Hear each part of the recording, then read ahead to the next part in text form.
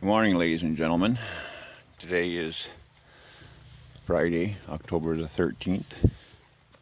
This is going on day 4 of this steer down in the bush that dropped and was near death. And I was contemplating slaughtering him for meat for myself. So I held off on giving any antibiotics. So I was out using all natural things like tubing him to release the gas from bloat. One correction I want to make on the last little clip there, I said it was Wednesday. It was just a short little clip there. It was actually Thursday, that was yesterday. So just to make that correction.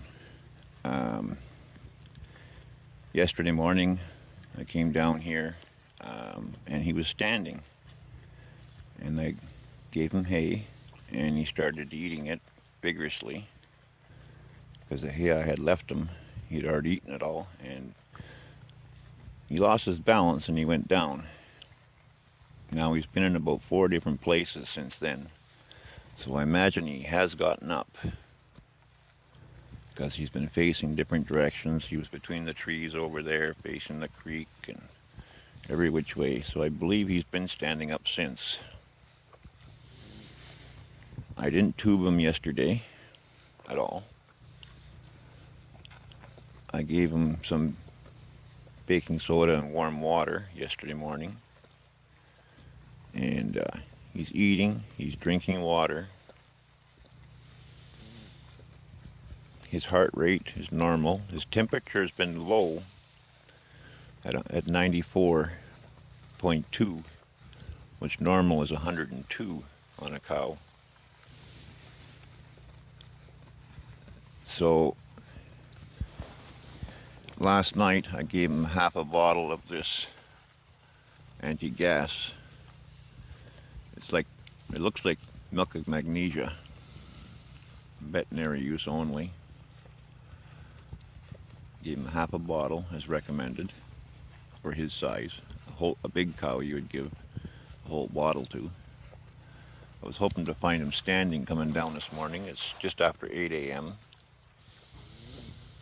And as soon as he seen me coming down the hill with the hay, he was getting all excited and shaking his head back and forth. I would like to have filmed it as I was coming down the hill, but I was carrying hay and my high-powered rifle and a bucket of water. Yesterday morning, when I came down here, he was being stalked by a fox, a big fox, right up in the trees up there. The one and only morning I don't bring my rifle down with me. And the problem is a steep hill there, and with my back and all the stuff I had to carry yesterday morning, I had to carry the tube down, which is over there on the ground, because I, of course, have to bring it up and clean it and everything else. I was carrying that, bucket of water, hay, and a thermos full of warm water with a third of a cup of baking soda, and my cane. So I just couldn't carry my rifle on my shoulder yesterday morning.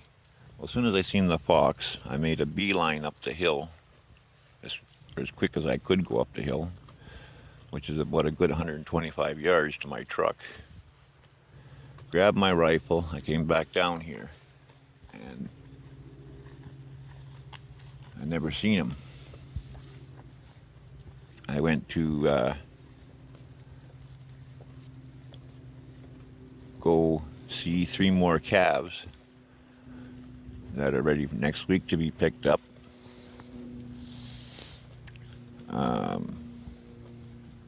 There's two that are just Holstein bulls, and one I'm getting is a heifer, a single heifer, and that is a limo crossbreed. The full name is Limousine, but the short form is Limo. It's a limo cross. It's all black heifer. It wasn't born twins. So those 3 will be coming next week. So I will have a heifer to raise, to breed,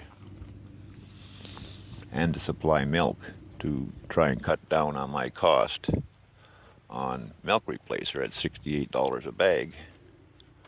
Because like I said before, it takes 2 bags of milk replacer before I get them onto grass. Speaking of that, the 2 other calves that I just got in the other video that I showed you, they're drinking fully on their own now. They want my hand, so I put my hand in the bucket and I just put my fingers over their nose and they drink totally on their own, and then I take my hand away. And then if they stop drinking, I just put my hand back in there again and just put my fingers on their nose. They're not sucking my fingers at all. And then I take my fingers back out and they gobble that milk down in like less than 2 minutes. And that's between the 2 of them, they got, 7 liters. So I'll try and get a short clip of them to add to this here today yet. But you can see he's eating. It's a lot better than when he was eating yesterday morning already, hay. And yesterday every other steer was down here with him, keeping him company. And actually the other big one, the same age as this one, he basically laid here beside him most of the day. And last night when I came down to check on him, just at dark, I heard the fox up there, and I seen a glimpse of him. And I shined the flashlight, but I couldn't see him anywhere. I had my rifle with me. He's a big fox, so being this cow this steer is down, that fox could tear him apart. Being he can't defend himself very well. It's been making me nervous leaving him in here in case there is another wolf around here. But I believe that one that killed the other steer was a loner wolf.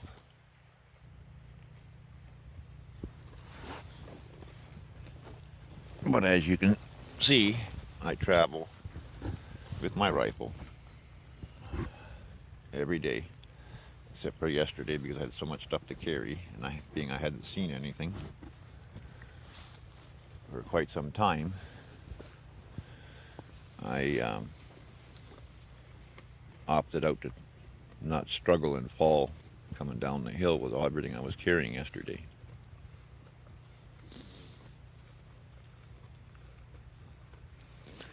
And you can see I have him tied to a rope to that tree over there because I don't want him falling over into that creek and drowning. All he has to do is get his nose in one of those puddles there and drown.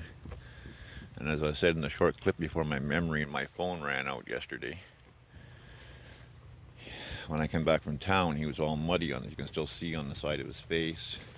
You can see on the side of his face is all muddy there. His whole side is all muddy. So it looks like he did go for a swim in the bank yesterday while I was in town. And he was laying right there. So somehow, and he was facing this way. So somehow he did a flip into the creek, but the rope is short enough to keep his head from going in the creek.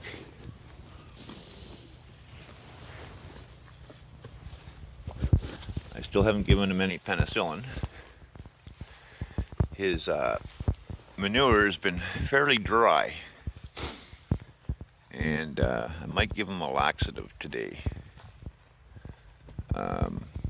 Thinking that maybe he's bunged up. I have a syrup type laxative. And to see, because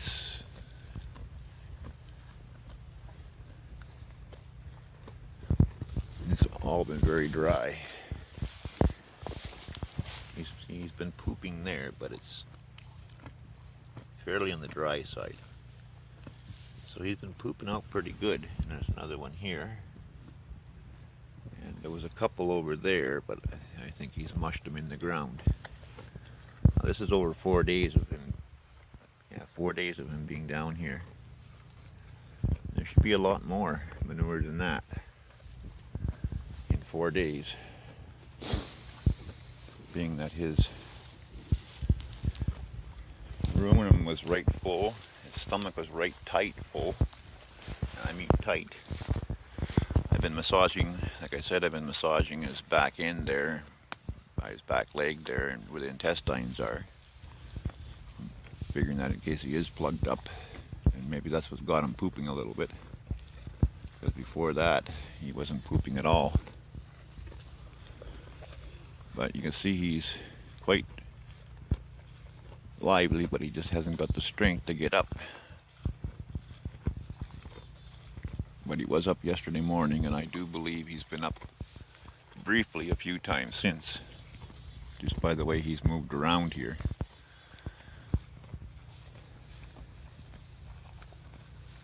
Because last night he was on that side of the tree,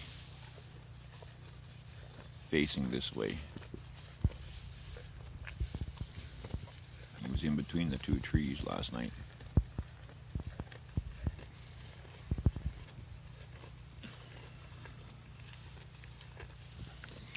This is what you go through raising calves, or any animals actually, on the farm. These kind of things happen. I do carry a bloat needle with me for extreme emergencies. But he really didn't look bloated that bad. Like, yeah, he was bloated, but not bad. Like, you know, it shouldn't really have put him down. So I don't know whether he ate something and didn't agree with him, made him sick. I don't know. But one thing I want to mention is yesterday morning when I was down here, all the other steers were down here. I sat here for over an hour just watching what they're eating. Now, this is October. We've had several heavy frosts already. And you can see the leaves are all off the trees and all on the ground here. And there's old wood on the ground with moss on it and everything else. There's dry grass up there standing. And you swear these were goats because they were eating the branches off of the leaves. They were eating the leaves off the brush here and the ends of the stems. And one thing I noticed, there's a piece of wood over there by the base of that tree that the rope is tied to. That was covered thick, heavy in moss. And the calves were eating that. They were chewing the moss off of that stick, plus off of the stump up here. Plus eating these brown leaves, which I can't see them being very tasty, but that's what they were eating.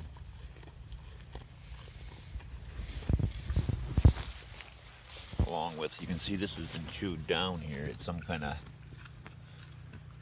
I guess, slough grass or something. Here's some that hasn't been chewed yet, but they eat a lot of this. Now, and I didn't really see them eating it in the summertime when I was watching them, but I guess now that the frost has hit a little bit, it's made it sweeter.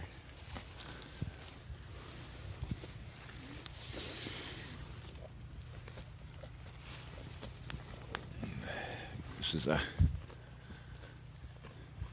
bottom of a ravine of my property that goes in an L shape in my property. It goes to my right out to the hydro line, goes to my left about 150 yards, and then it turns to it goes to my right, I should say. It goes to my right about 150 yards, then it turns left and it crosses my driveway about 600 yards up, and it also goes to the right in behind, goes to the right down that way for quite a ways and crosses the road and then runs down into the Strawberry Creek. And the calves like it down in this ravine. It's uphill up that way and it's uphill up this way. My plan was, when I bought this property, was to dam it off over there and flood this whole valley. had the D8s in here, but then my marriage fell apart, and she took everything I had, my life savings, my lawsuit money, everything. Well, the courts gave it to her, actually. Gave her everything. Plus she stole all my equipment and tools. Thank you, Diane Nibola. That would never take on my maiden name in all the years we were married. She was just a gold digger, a cheater, and just out for herself. She never cared about me at all. I caught her red-handed cheating with Scott at the Thousand Lake Resort. But one day I hope to get a machine in here, and there's a big, huge clay hill up there before the road. Strip that the hill off. It's been stripped already, the hill, of all the stumps, but it's growing up with brush again.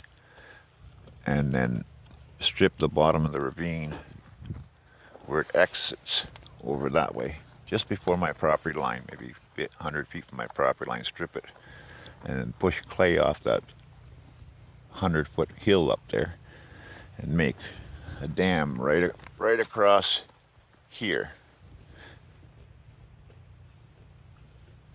Yeah, right across there. And flood this whole valley up this way.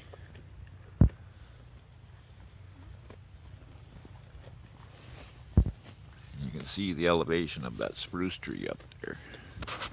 Let's see if I can zoom in on it there.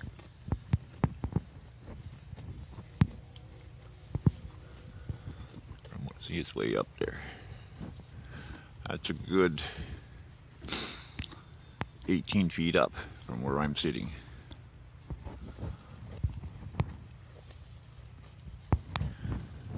Okay, that's enough for now. We'll try and get a clip of the other two calves, the other two new ones, the heifer and the bull,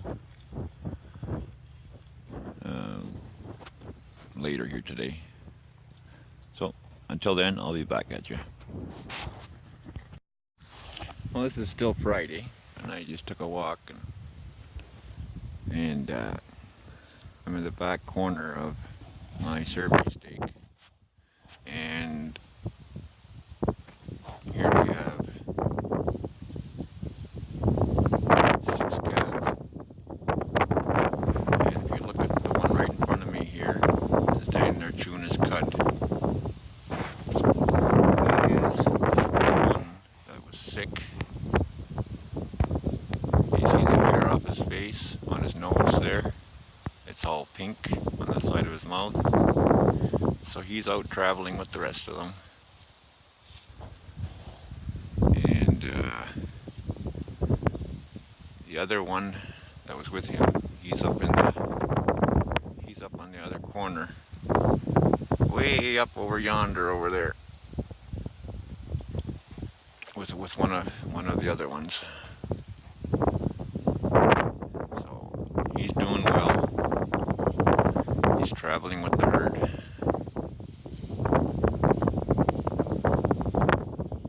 Grazing.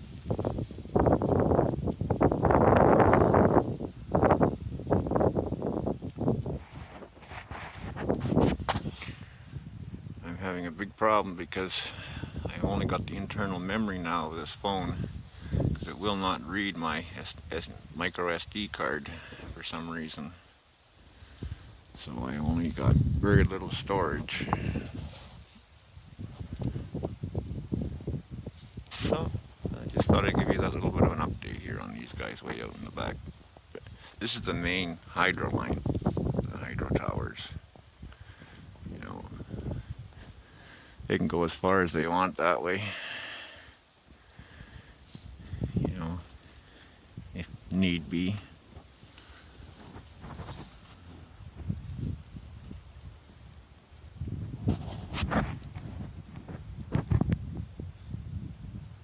Okay, later. Well, this is about 2 o'clock Friday. Update on this calf.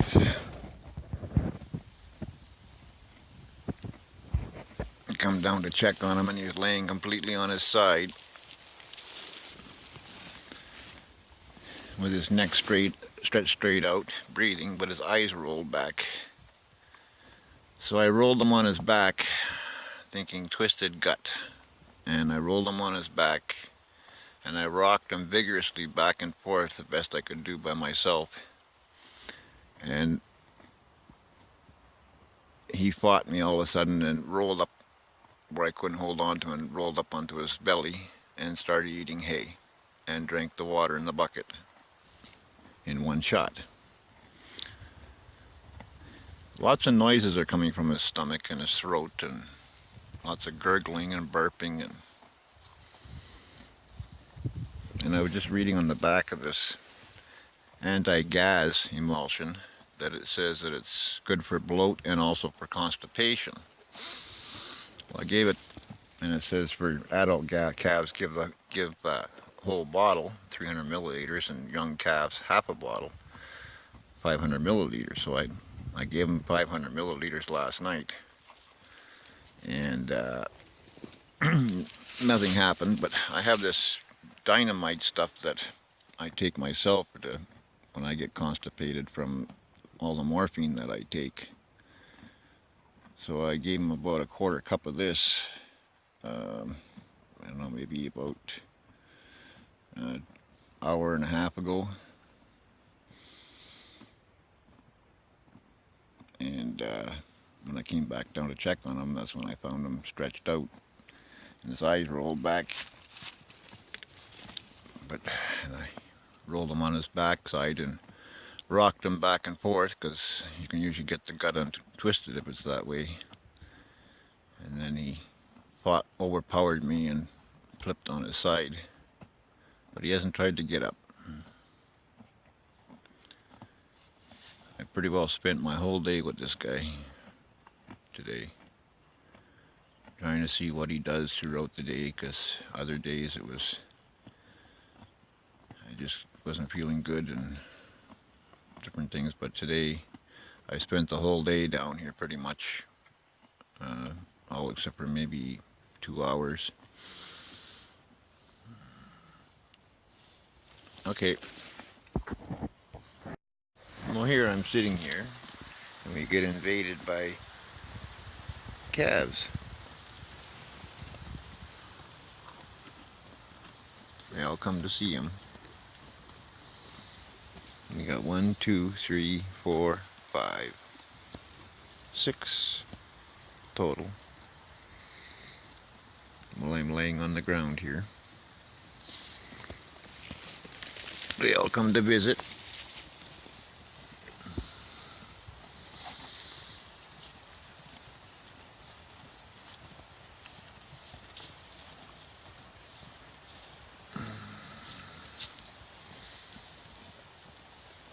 Even this one here to the far left, that one that I had had a fever a long time ago, and I had to nurse him back to health.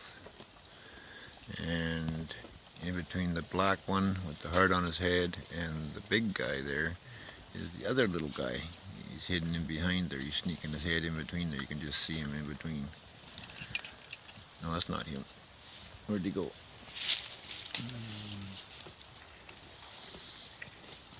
Because he's got a tag in his ear, that guy.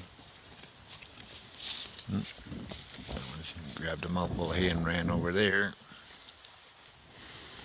No, I guess the other little one's not here.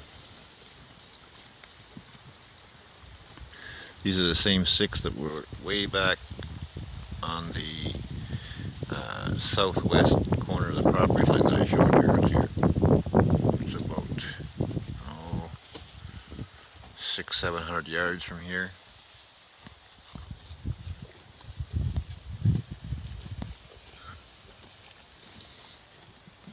Okay, we'll check back with you again later.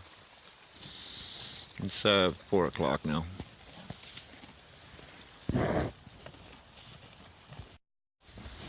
Yeah, so many times I wish I had a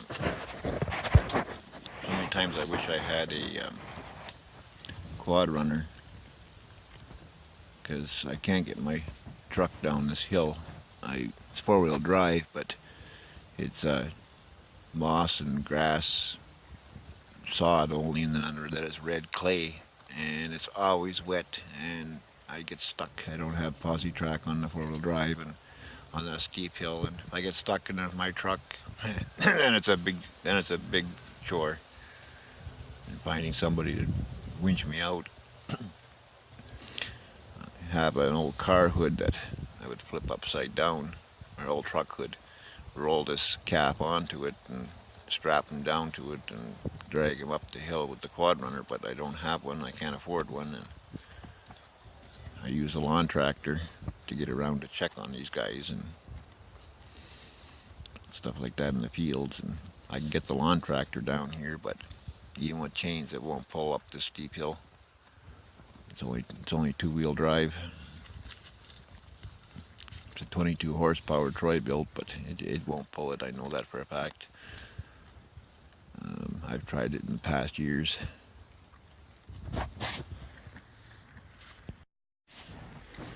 These are the 2 newest ones here. The heifer and the bull I got this past week. Still on milk. And they got free choice water and grain there, and hay over there in the corner. And you can tell they've been nibbling at the grain a little bit. I hope by the end of next week I can turn them loose on the grass here.